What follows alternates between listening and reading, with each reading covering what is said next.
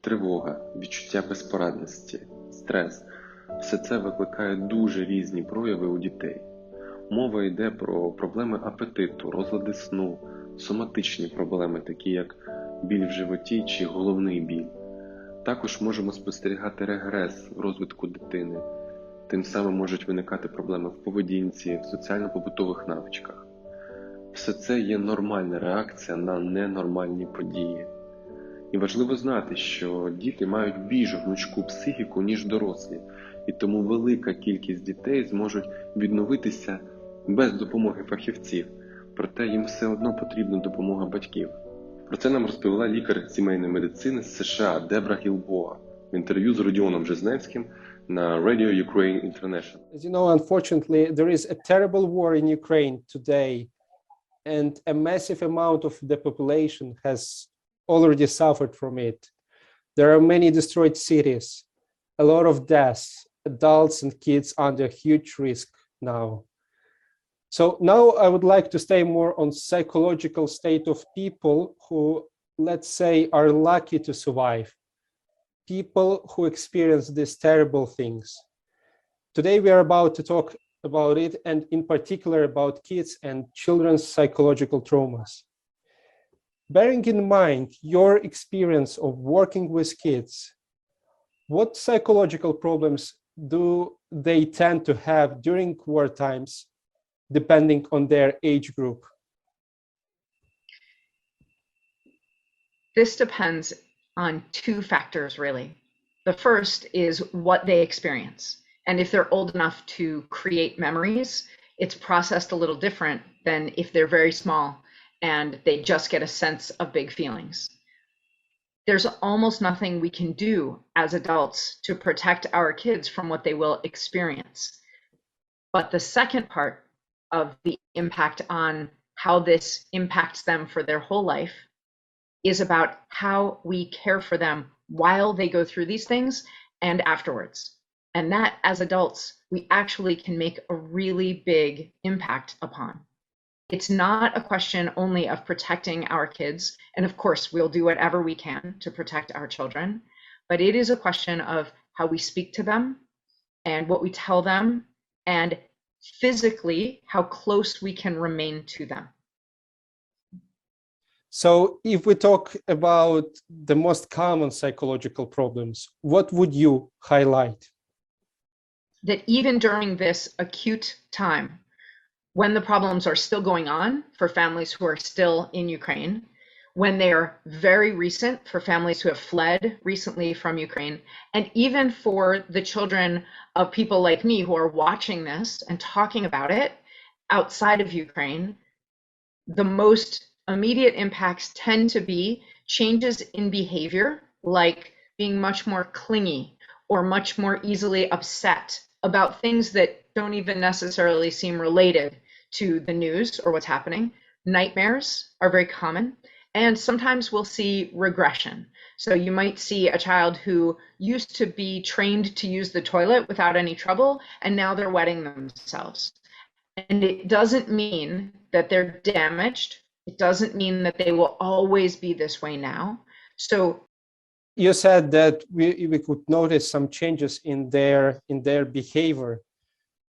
Could we say that being over energetic is one of the symptoms that could happen with kids of the young age? At the same time, they're too much energetic, despite the fact that probably they don't understand, but they do feel what's going on. We need to know as adults is, especially younger children, don't have a great way of speaking their emotions. So they will show us. Their behavior is their communication. Right. So let's talk about parents who are still in Ukraine right now with all the fear and uncertainty and pain that they're experiencing. For younger children, all they really need to know to feel psychologically safe is that they are with some of their grown-ups, some of the adults that they can count on.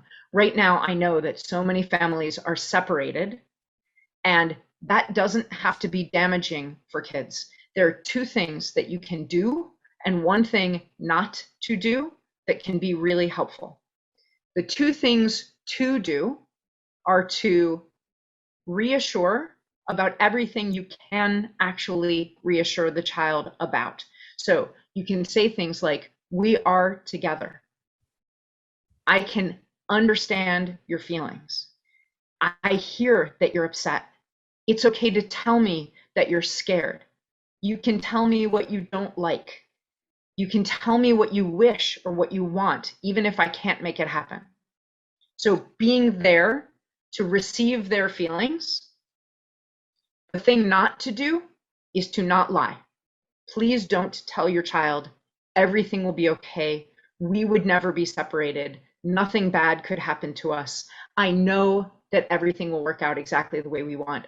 I know we will be reunited with all of our family. Nothing bad will happen, because some bad things happen. And when we tell our children a promise and then it's broken, they feel much, much more afraid than if we tell them bad things may happen and we will still keep working together to do the best we can.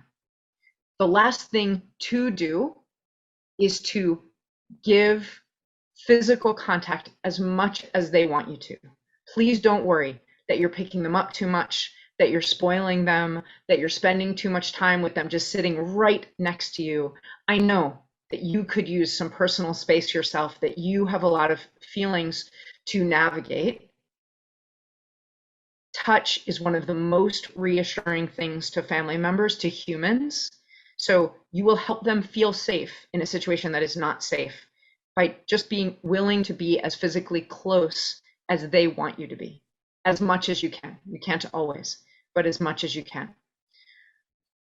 If you are in a situation, the mix of physical contact and always staying in touch, talking with your kids, being honest with them, being sensitive to them, that's what matters. That's it. Exactly. Being honest and sensitive. You don't have to tell them everything. You don't have to be transparent about your own fears, about all your 3-year-old or even your 8-year-old, all the bad things that might happen. But if they ask you a question, or if you are reassuring them, please don't tell them something that you can't promise, because that can cause lifelong trauma. So empathy, I hear that you're scared, without trying to fix it. You don't need to fix the situation to help them feel safer. Empathy, I care about you and I care about how you feel. That's all. Not that I can fix it, not that I agree with it or I don't agree. That combination of sensitive communication and physical proximity really helps children, even older children and teenagers, to feel safer. You won't convince them that the situation is totally safe, because it isn't, but you don't have to convince them that the situation is safe for them to have a feeling of safety and connection with you. That's absolutely really important. I'd like to talk about families who have left Ukraine. And for families who have left Ukraine recently, there's so much upheaval and so much uncertainty. Watching the news to see what's happening while trying to find a foothold of safety in the new place that you are, and almost certainly being separated from some of your family members. So this is also very traumatic. It's traumatic more for you than for your younger children, because your younger children, their home is wherever you are. But for you, you're no longer in your home. So please remember, for all of the adults that are struggling with their own emotions in these situations, gather your children, but don't lean on your children emotionally. Have another adult that you can lean on, tell your true feelings to, that can help support you, and then you can be a little bit more of a solid support for your children. Your children can see that you are upset. You just can't look to them to fix it for you, to make you feel better. It is okay for our children to see when we're having strong emotions, as long as we don't look to our children to fix the situation for us or reassure us and make us feel better all of the time. Mostly, they get to lean on us, which means we need someone else that we can rely on. Look for someone who can be your support so that you can be your children's support. You said that being an example for your kids, it's extremely important. So if you feel that courage, you would share this courage with your kids. That what would they feel? So staying positive, if it like you don't have to pretend. Just like we don't lie to our kids and tell them everything will be fine, we don't have to pretend that we feel strong all of the time or that we are not scared or angry or sad. What we have to do is say, I feel those things and I'm strong enough to help you with how you're feeling. I'm still strong enough to be your parent. And to do that, because you're under such crushing stress, you have to have other ways, whether it's through phone calls or prayer or community or one adult relationship with someone that you can lean on where you support each other so that you can stand strong enough for your children to lean against. Right. And as for fathers, I guess it's really important to notice it's okay to say for your kids that you are afraid as well, that you have this fear, and you can actually say that. So kids would say, oh, he is like us, he also has this, but still, despite of all this stuff, he stands with us, he tries to be that example for us, so they would look after you. And that's the message that's really important for our parents. Again, remember to connect with your children with empathy, not just tell them how we feel in these situations, but ask them how they're feeling about what they're learning, to give them that close proximity when they need it, to say, let's just sit here together. And I'm ready to hear what you're feeling. I'm not making you help me fix my feelings. I'm telling you about my feelings, and then I'm listening to you tell me about yours. And please don't lie to your kids and tell them this could never happen to us, or we won't ever face something that's very difficult. We've all seen in the last 2 years, and children now know that we can face global upheaval that impacts their lives. So instead of focusing on false reassurance, one of the really important things that we can do from a distance is help our kids figure out the actions they can take to improve the world. This is, for the rest of us who are not living in Ukraine or having recently fled from Ukraine, an unbelievable opportunity to figure out what kind of people we want to be in the face of this kind of suffering and cruelty, and help our children ask that same question. Who do they want to be, and what actions will they take to be that kind of person? Yes, that's really true. Apart from the people who could support their families remotely, there are also people who are ready to host Ukrainians in foreign countries, women with their kids, elderly people, they're allowed to leave the country, and adults who can host them, who can take in the refugee and refugee children, how to talk, how to find this language, this right language when you're talking with kids who are from, let's say, another country and who went through these terrible things that are happening now in our country. I would say start with connection and empathy to show these kids that they are welcome. You have to show their families, their parents, their moms, that they are welcome. We have to listen and not judge. Different people react to trauma in different ways. So the more we can show these children that we are ready to listen and support without telling them how they should feel or how they should behave, the more they will know that the world really can be a safe place. Empathy and connection. That connection might be over a toy or a food or a softer blanket.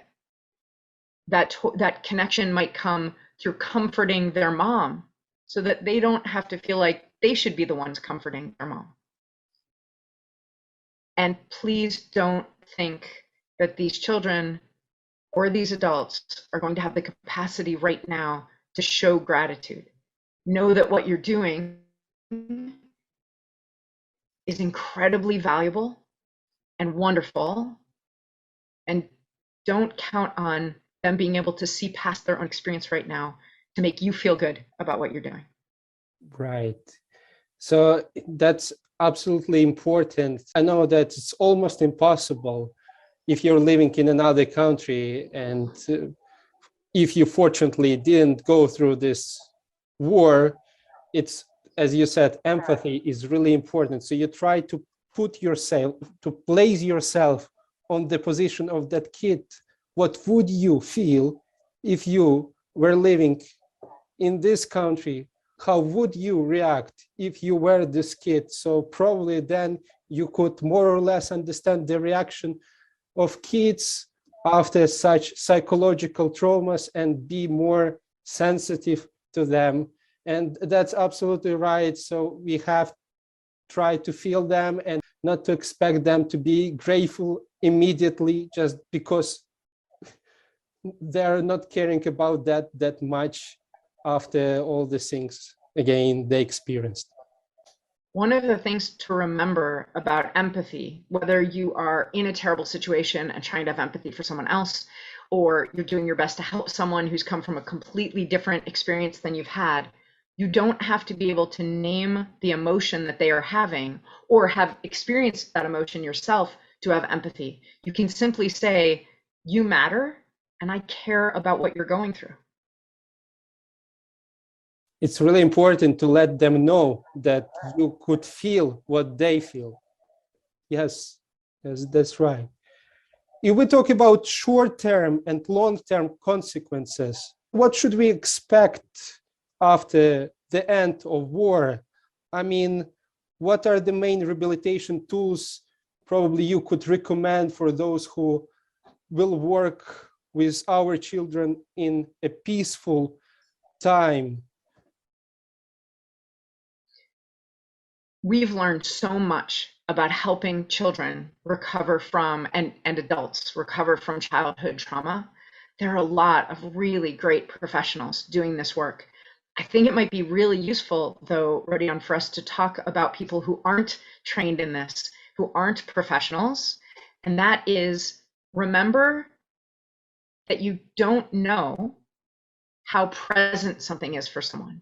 So it could be a year after a trauma or 10 years after a trauma. And if someone starts behaving in a way that you don't like or you don't understand, try to be curious instead of accusing. To say, hey, is there something going on that I don't know about? Did this bring something up for you? What are you feeling? Help me understand. The best way that we can help these children for years to come is to remember years into the future that if they're behaving in a way that we don't like or seem to be having an unexpected hard time, that our job is to try to be compassionate and curious. Right, that's absolutely correct. But if we talk about some particular rehabilitation tools, probably there are some kind of methods that could be used after the war. Probably you could highlight some of them so people could more or less understand how exactly, what ways it works. Is it more about talkings, or it's more about doing some kind of exercises that help professionals to define how to work, which way to work? There is no one perfect solution for everyone, but some of the things that you can expect to be helpful is if kids, as they grow up after this experience, wherever they live in the world, if they are able to have some people in their community who who also went through this trauma with similar identity to them, that will help them to recover. If they can have opportunities to talk about their experiences and their feelings, that will help most people recover.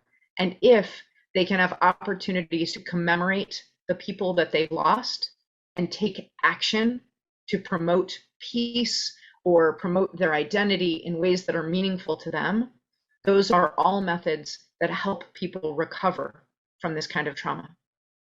One more thing, we touched upon the topic of pretty young kids, but in case of teenagers who start understanding what's going on and who start having their point of view, their opinion about the things that are happening, would it be the right decision for parents to discuss the news, to discuss all that stuff, as well as political things with them, or it's better to, let's say, to avoid talking about these things during such harsh times?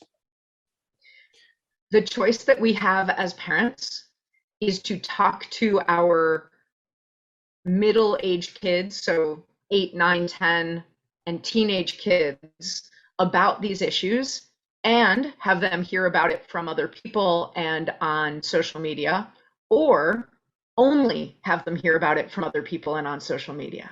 So since those are our options, it's much better for our children to be engaged in these conversations with us.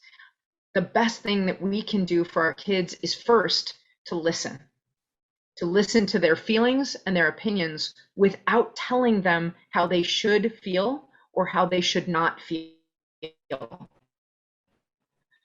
As parents, we should have lots of rules about our kids' behavior, but no rules about their feelings. Their feelings are theirs. The other thing that we can do with our adolescent and teenage children is to remind them there are so many things outside of their control. For sure, that's true, but remind them of the things that are within their control. And those three things are their behavior, their attitude, the way they come towards what's happening in their life, and their purpose. So those are three things they can always control. And those three things guide how we come through really difficult situations. So what we do about them and how we approach our day with our attitude and our behavior and our purpose, those are the things that we get to decide no matter what. That helps teenagers to feel more in control and focus on their own actions instead of only feeling their feelings about what's happening to them. Thank you. That's the good piece of advice. And probably you have something to say to Ukrainians, to the Ukrainian nation, because actually nowadays there are a lot of things saying from people all around the world, and we are trying to hear everyone, because again, we experienced that for the first time for many, many years. And what would you say to our people? I am so sorry for the unbelievable suffering that you are experiencing. And I want you to know that this conflict, unlike any other in my lifetime, is being launched with individual experiences highlighted and cell phone video spreading wide. And the advantage to that is, despite how it may feel, there are so few people saying, oh, that's another part of the world that doesn't apply to me. We are aware that we are more connected than we've ever been, and that your experience matters to my experience. And so people are getting involved. We are talking to our own governments. We are raising money. We are thinking about how to make an impact and doing everything we can. Please don't feel alone. And I wish you a quick and speedy recovery and safety.